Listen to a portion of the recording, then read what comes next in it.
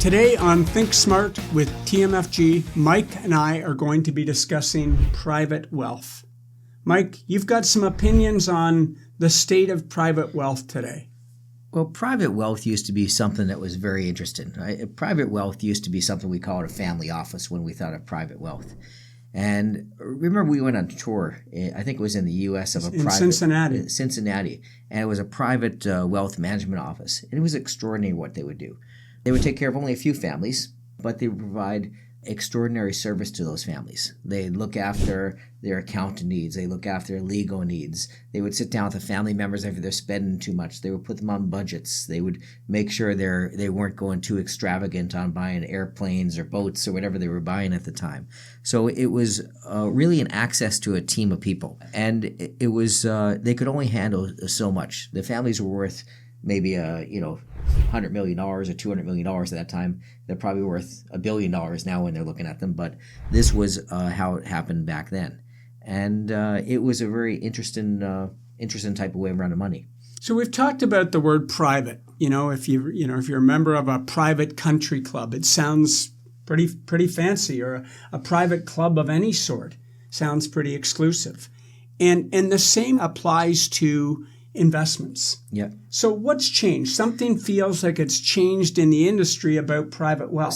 So all of a sudden the private wealth is now run by public companies. So it seems that private wealth is usually a division of most of the banks, or a lot of the other companies have a private wealth division, but they're mostly publicly traded companies who try to go and create the esteem of private wealth, but they try to bring it down to a much lower level. And, their success is mediocre, as I would look at it. So, I have a comparison, and this isn't a shot at any particular company, but I'll talk about Mercedes. And so Mercedes, for my lifetime, has been one of the top brand names of automobiles.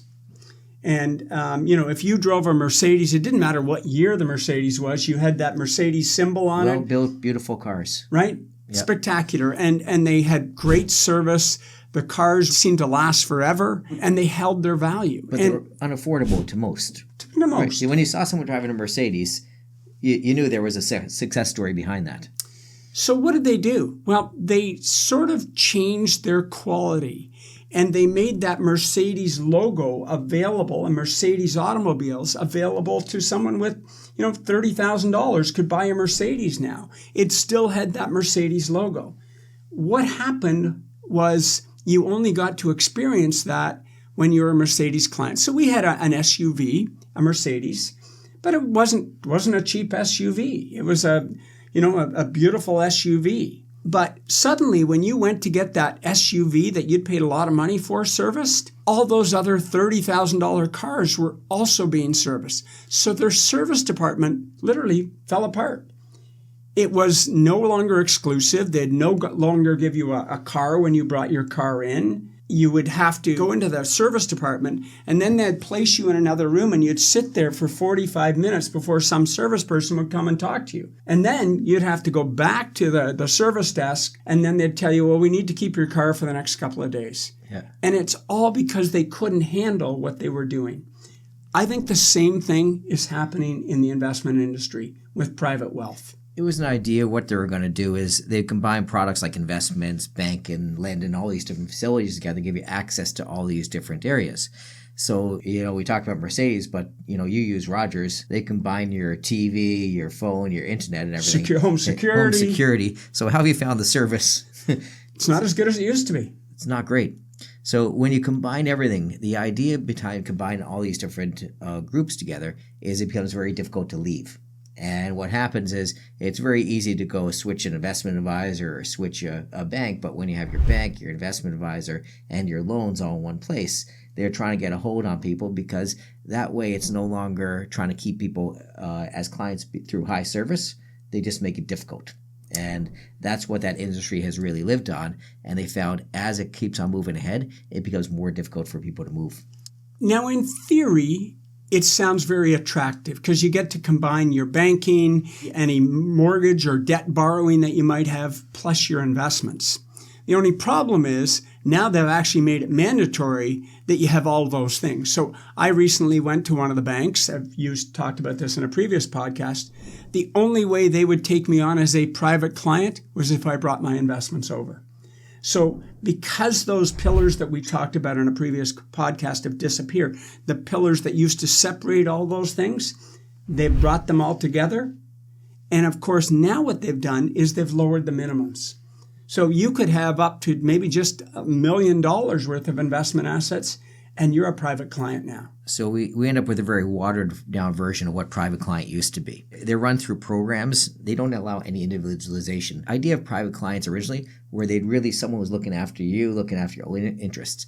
Most private programs now put the people into the company product, which is their mandate to get into that private client program, which includes their managers doing all the picking and everything. And then there's not much specialization inside that. They try to pretend there is many times, but usually when you get down to it, it's a common portfolio that they have for all the people in this program. Tax efficiencies aren't there. Trying to go and do rebalance in a tax efficient manner. They don't look at anyone's individual situation. When we do a rebalance here, a lot of times we're grabbing the client's tax return and taking out. It's not pressing a button on a computer. You have to find out what their situation is. We're in December now. If there's a big rebalance that's going to have a tax consequences, we may put it off for the next couple of weeks until it hits the next tax year. That doesn't happen inside these organizations. So that's some stuff that I find is out there on the private client that's not provided anymore. Mike, what have we done internally? What have we done? We know the market has brought this move in. We know they're going after all the potential new clients that we might bring into the McClelland Financial Group. Do we have a family office? Do we have a private client offering? And if we do, what is it? We have something called a diamond service level. And, originally, if we went back over 20 years ago, we used to have our own company private client program. Our company was actually formed originally by a private wealth group. And when we used it for a while, we found it was good, but it took a long time to get results back. And we found we could handle it individually better off in the office. When you look at these other private client programs too, sometimes they offer accountants and lawyers, but then you have to go and take a look and say, are you getting the best accountants or best lawyers inside these groups? If you're a top-end accountant, are you going to have your own practice, or are you going to be working as a salaried employee for a bank? Probably you're going to have your own practice. So what we have is we have a diamond service. We call it the diamond service package. We may rebrand that at some time because someone told us diamond service is getting old, so we may come up with some rebrand. But it gives all our clients in this access to, number one, client service manager who's been with us for close to 20 years is handling the individual accounts. So it means they're, again, the top-end service.